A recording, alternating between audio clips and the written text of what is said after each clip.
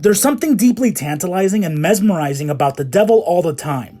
Directed by Antonio Campos and based on Donald Ray Pollock's novel of the same name, the film is an ugly and unapologetic venture into Southern Gothic horror, and it's a movie that has stayed with me even weeks after I initially watched it. Seeing it recommended in my Netflix and noticing the stellar cast of Tom Holland, Robert Pattinson, Bill Skarsgård, Sebastian Stan, Riley Keough, and Jason Clarke, I was instantly intrigued.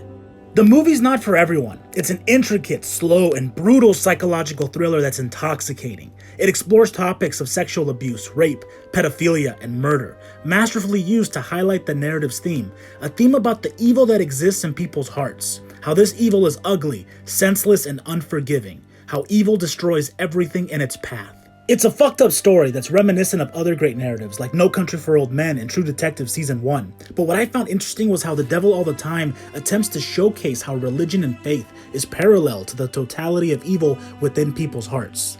Considering that the story unfolds through a set of interconnected stories spanning decades in the Bible Belt of blue-collar America is intentional.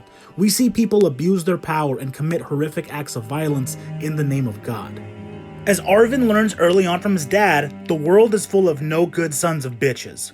People like his father seem to be fighting the devil all the time, which symbolizes the temptations and evil within all people. Some allow their demons and corruptions to take over, like Carl and Sandy, Sheriff Lee Bodecker, and Reverend Teagarden.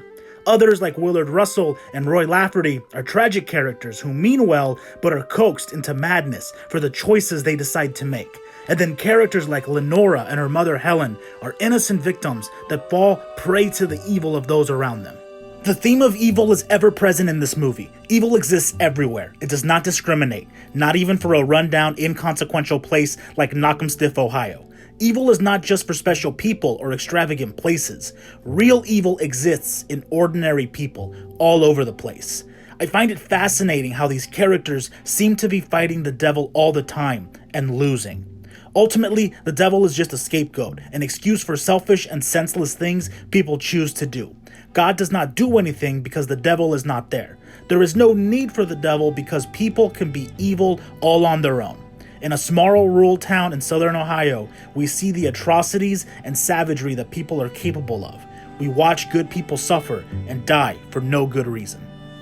All this is deeply depressing and is enough for any casual viewer to stop watching, but I think it's still an important story to tell because at its core, it's really a story of perseverance. It's a story about how we can still choose to be good in a world filled with evil.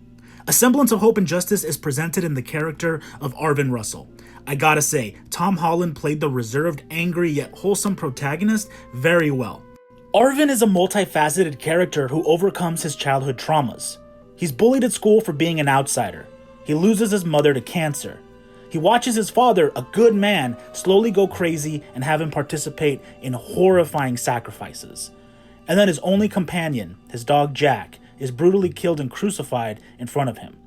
Whereas others allow these misfortunes to destroy and decay who they are, Arvin still grows up to be a caring, protective, adopted big brother and grandson.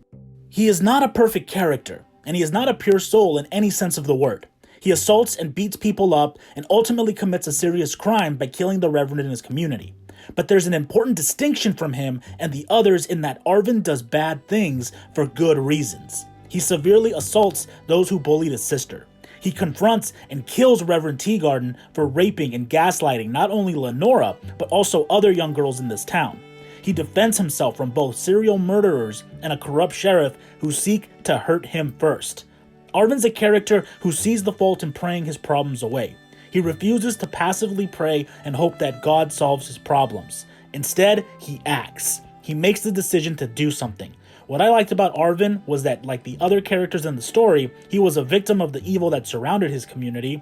However, unlike the other characters in the narrative, he actually does something about it. And honestly, I can't lie. There's something triumphant and satisfying in the way that Arvin doles out justice. I felt endeared to him because the story had someone you could root for. Symbolically, Arvin could be seen as the right hand of God actually smiting the devils from this world, a representation of divine justice. But really, this was just a young man who took control of his life and refused to let God, the law, or anyone else do what he felt was the right thing. Again, the story is not for everyone. The violence is stomach-turning. The tragic moments are harrowing. Bad things happen to good people, but there is some hope at the end of the proverbial tunnel. In a world filled with evil, there are still those who have the power to overcome.